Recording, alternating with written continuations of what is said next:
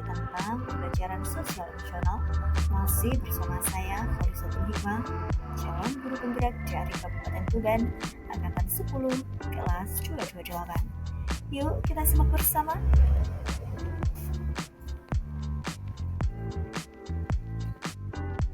Sebagai seorang guru, pernahkah kita dilanda kecemasan?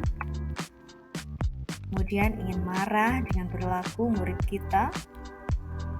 Atau mungkin kita malah pernah stres karena banyaknya tugas tambahan yang dibebankan kepada kita. Lalu apa yang seharusnya kita lakukan apabila kita dihadapkan pada situasi tersebut? Saat kita dihadapkan dengan begitu banyak beban pekerjaan, perasaan jenuh, cemas, stres, marah, tidak fokus, dan juga putus asa pastilah akan kita rasakan. Begitu juga dengan murid kita, mereka juga akan merasakan perasaan yang sama seperti apa yang kita rasakan apabila mereka mendapatkan tugas sekolah yang banyak. Sedangkan dari sisi lain mereka juga butuh bersosialisasi dengan teman dan lingkungannya. Lalu langkah apa yang dapat kita lakukan untuk mengatasi kejenuhan, kebosanan, kecemasan, dan tidak fokus yang dirasakan anak didik kita? Dengan bekal pengetahuan dan keterampilan agar dapat mengelola kehidupan personal maupun sosial, sangat kita perlukan untuk dapat menghadapi situasi seperti ini. Sesuai dengan tujuan pembelajaran di sekolah, yaitu harus dapat mendorong tumbuh kembang murid secara holistik, baik aspek kognitif, fisik, sosial, dan emosional. Itulah alasan mengapa pembelajaran sosial emosional menjadi penting. Pelajaran ini mengembangkan kompetensi personal murid yang dibutuhkan untuk dapat menjadi sukses. Pelajaran sosial emosional adalah proses belajar seumur hidup untuk lebih memahami diri kita, bagaimana berhubung dengan orang lain, dan bekerja sama untuk mencapai tujuan kolaboratif seluruh warga sekolah. Ada 5 kompetensi sosial emosional atau biasa kita sebut dengan KSE yang perlu dikembangkan oleh guru. Yang pertama, kesadaran diri atau self-awareness. Kemudian yang kedua, manajemen diri atau self-management. Dan yang ketiga, kesadaran sosial atau social awareness. Keempat, keterampilan berelasi. Kelima, pengambilan keputusan yang bertanggung jawab. Lalu bagaimana cara penerapan pembelajaran sosial emosional di sekolah? Ada beberapa cara penerapan pembelajaran sosial emosional di sekolah, di antaranya yang pertama, mengajarkan kompetensi sosial emosional secara spesifik dan eksplisit. Kemudian yang kedua, mengintegrasikan kompetensi sosial emosional dalam praktik mengajar dan saat berinteraksi dengan murid.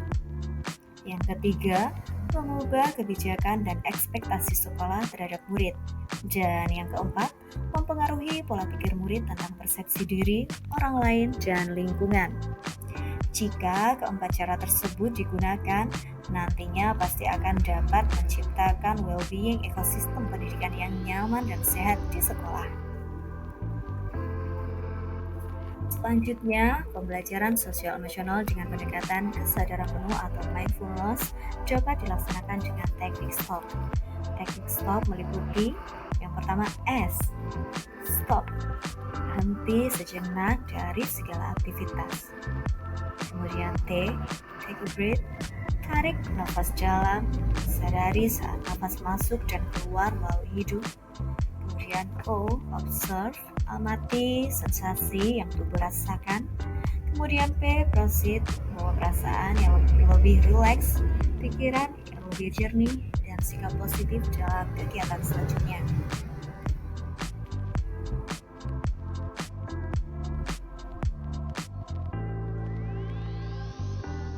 Plan tentang perubahan pengetahuan, keterampilan, sikap sebagai pemimpin pembelajaran setelah mempelajari pembelajaran sosial dan emosional. Sebagai guru, sangat perlu mempelajari materi tentang pembelajaran sosial dan emosional agar dapat memahami, menghayati, dan mengelola emosi, menetapkan dan mencapai tujuan positif, merasakan dan menunjukkan empati kepada orang lain, membangun dan mempertahankan hubungan yang positif, dan membuat keputusan yang bertanggung jawab. Hal tersebut sesuai dengan 5 kompetensi sosial dan emosional yang harus dimiliki.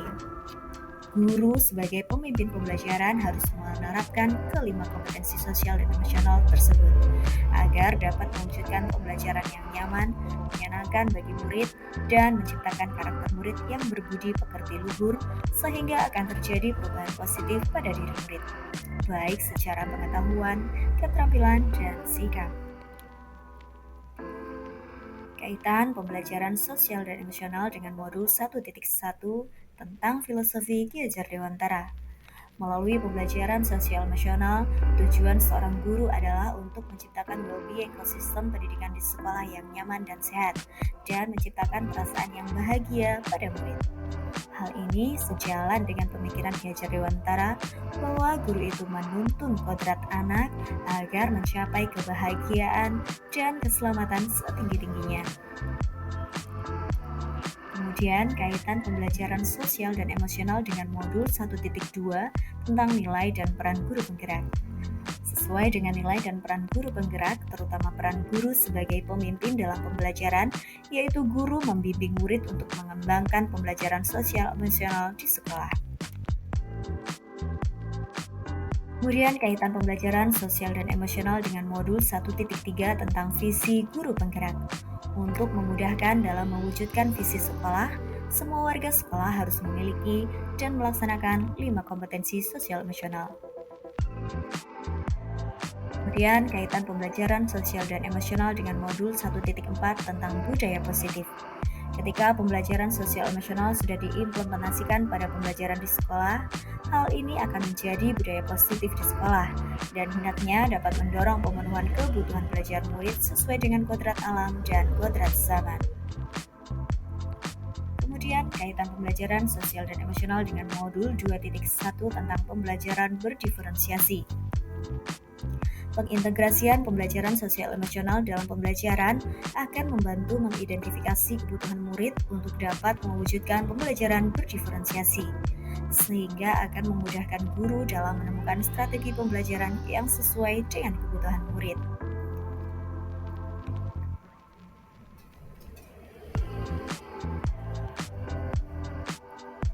Sebelum mempelajari modul ini, saya berpikir bahwa pembelajaran hanya bertujuan untuk mengubah pengetahuan dan keterampilan anak saja, sehingga pembelajaran terfokus pada pemenuhan nilai belaka. Setelah mempelajari modul ini, ternyata belajar dapat mengubah karakter secara psikologis, sehingga anak akan memiliki kesadaran diri yang tinggi untuk dapat memahami perasaan diri dan orang lain, memiliki manajemen diri untuk dapat mengelola emosi, memiliki kesadaran sosial sehingga peduli dengan orang lain, memiliki keterampilan berelasi agar dapat berkomunikasi secara efektif dengan orang lain, dan dapat mengambil keputusan yang bertanggung jawab terhadap pilihan-pilihan yang ada.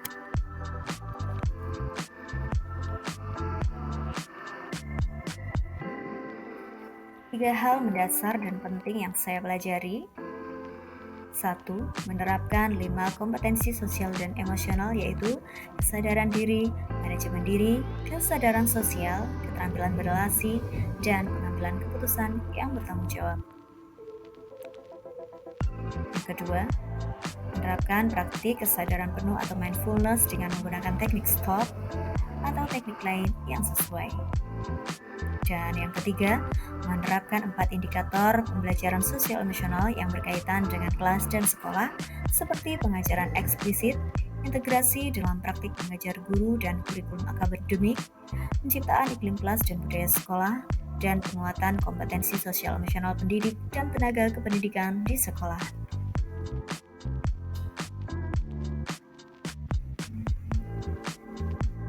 Perubahan yang akan saya terapkan di kelas dan sekolah bagi murid-murid, memberikan pengajaran eksplisit dalam kegiatan ko-kurikuler dan ekstrakurikuler, melakukan integrasi dalam praktik mengajar guru dalam kurikulum akademik seperti melakukan pembukaan hangat, kegiatan inti yang melibatkan murid secara aktif, dan penutupan optimistik, menciptakan iklim kelas dan budaya sekolah melalui praktik guru dan gaya interaksi dengan murid dan mengubah peraturan dan harapan sekolah.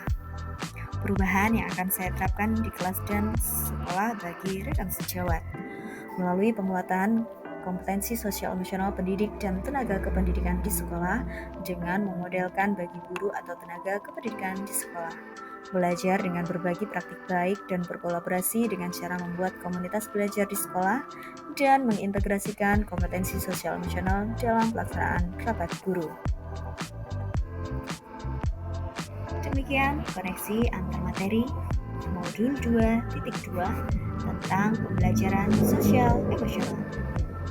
Jangan lupa tetap semangat, tetap sehat, dan jangan bosan menebar hal-hal positif agar kita semakin bahagia. Terima kasih. Wassalamualaikum warahmatullahi wabarakatuh.